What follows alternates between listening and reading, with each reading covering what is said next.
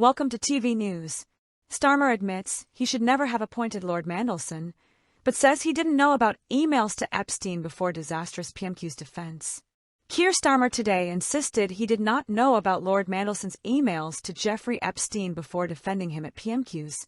Finally breaking his silence since sacking the U.S. ambassador last week, the Premier struggled to address questions about what he knew and when.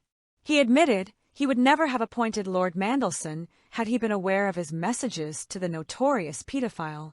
But critics have been claiming there are gaps in the government's account, and Sir Keir was sideswiped with another scandal this afternoon as one of his most senior aides quit over historical leaked lewd WhatsApps about Diane Abbott.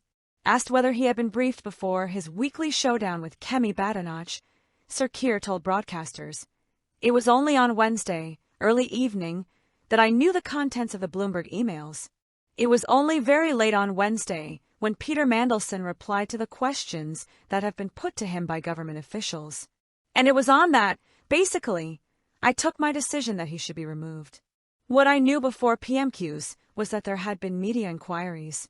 I didn't know the content of the Bloomberg emails, and I knew that questions had been put to Peter that he had not yet answered, and he hadn't answered them by the time I got to PMQs. There is, of course, a time lag in America, but I knew that there were questions that have been put to him, but I didn't know what answers he was going to give to those questions. That came later on Wednesday, and that's why at that point I gave the answer I did at PMQs. And that's the extent of what I knew at the time." Sir Keir gave public backing to Lord Mandelson at PMQs on Wednesday, only to sack him the following day after the publication of email exchanges with Epstein. The peer has voiced regret about continuing his friendship with Epstein with the U.S. financier after he was convicted, saying he wished he had never met him. The Premier told broadcasters Lord Mandelson went through a proper due diligence process before his appointment.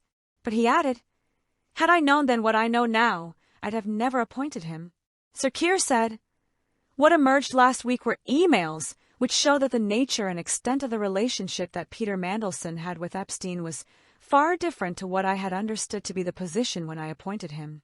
On top of that, what the email showed was he was not only questioning but wanting to challenge the conviction of Epstein at the time that, for me, went and cut across the whole approach that I've taken on violence against women and girls for many years and this government's approach. On top of that, what emerged last week, on Wednesday evening late, were Peter Mandelson's responses to questions that have been put to him by government officials. I looked at those responses, and I did not find them at all satisfying. And therefore, on the basis of those three things, the nature and extent of the relationship being far different to what I'd understood to be the position at the point of appointment, the questioning and challenging of the conviction, which, as I say, goes to the heart and cuts across what this government is doing on violence against women and girls, and the unsatisfactory nature of responses from Peter Mandelson last week to the inquiries made of him by government officials, I took the decision to remove him. On the eve of Donald Trump's state visit, the government benches are seething with fury over the latest example of the Premier's dire judgment. MPs are openly warning that Sir Keir, who entered No 10 with a massive majority just last year, only has months to turn things around. The May elections have been identified as a make-or-break moment, with fears Nigel Farage could see another huge surge. However, Sir Keir is facing even more immediate challenges over what was known when about Lord Mandelson's relationship with Epstein. The PM will be out and about unveiling details of a new nuclear-powered deal with America later. It has emerged that Downing Street became aware of the damning correspondence on Tuesday, 2 days before he was sacked. The Daily Mail can reveal Number 10 was told then that the emails contained suggestions by Lord Mandelson that Epstein's first conviction was wrongful and should be challenged. But sources insisted that the information, which came in a 2,000-word memo from Bloomberg News, which was seeking comment from Lord Mandelson, was not shared with Sir Keir, who told MPs during Wednesday's Prime Minister's questions that he had confidence in his man in Washington. Meanwhile, Foreign Office Permanent Secretary Sir Oliver Robbins, formerly Theresa May's bungling Brexit chief, was seeking a response from Lord Mandelson about the emails, which only came later, on Wednesday afternoon.